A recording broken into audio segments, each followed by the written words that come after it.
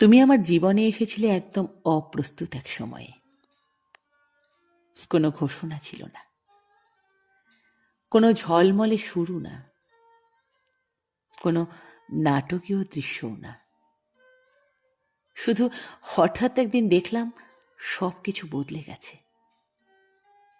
আমি ভাবিনি এমন কিছু ঘটবে। আমি প্রস্তুতও ছিলাম না। কোনো প্রার্থনায় তোমার নামও ছিল না।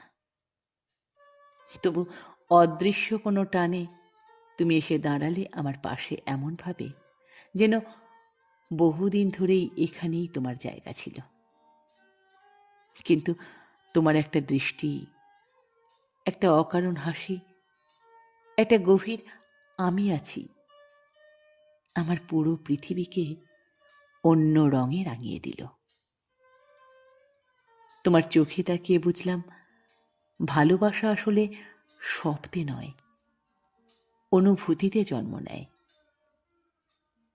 তোমার স্পর্শে বুঝলাম হৃদয়েরও একটা ঘর লাগে, আর তুমি সেই ঘর।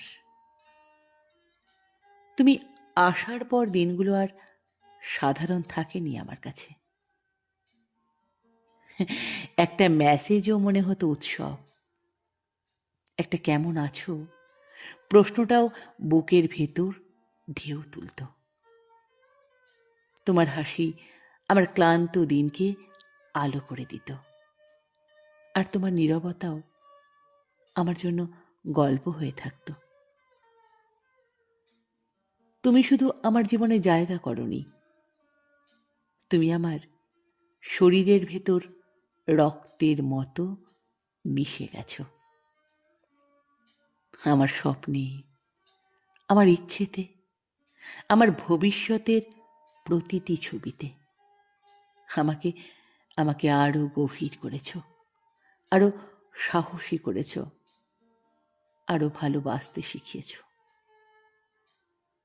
এই ভালোবাসা হঠাৎ শুরু হয়েছিল, কিন্তু এটা হঠাৎ শেষ হওয়ার মতো নয়।